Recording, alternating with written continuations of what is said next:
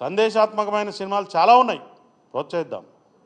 కానీ మనం ఏ పని చేసినా కూడా సమాజ శ్రేయస్సును దృష్టిలో పెట్టుకుని సొంత లాభం కొంత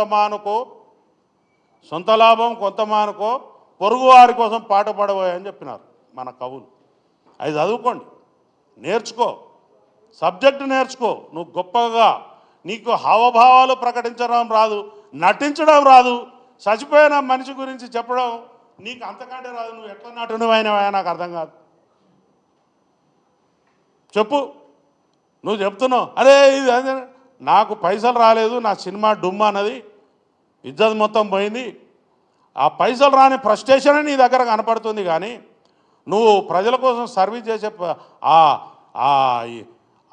ఏదైతే చితికిపోయిన ఫ్యామిలీ గురించి నువ్వు ఆలోచించే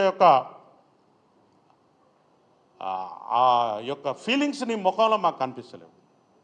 కాబట్టి ముందు నటన నేర్చుకో, ఇదైనా నటించు నువ్వు ఫస్ట్. ఇట్లాంటి ఎవడు చేయైనా దురదొచ్చిన కాడ ఎక్కడైనా గోక్కోవడానికి వెళ్ళిపోతుంది, చెయ్యి, పెద్ద విషయమేం కాదు. అది అప్రయత్నంగా పోతుంది. అది నాకు ఇక్కడ తలలో దురద పెడుతుంది. నేనేం దానికోసం పెద్ద యాక్షన్ నేర్చుకోక్కర్లేదు, లేకపోతే ప్రతిభ చూపి అక్కర్లేదు. ఆటోమేటిక్ పోతే గోక్కుంటుంది, చెమట పడుతుంది, తుడుచుకుంటా.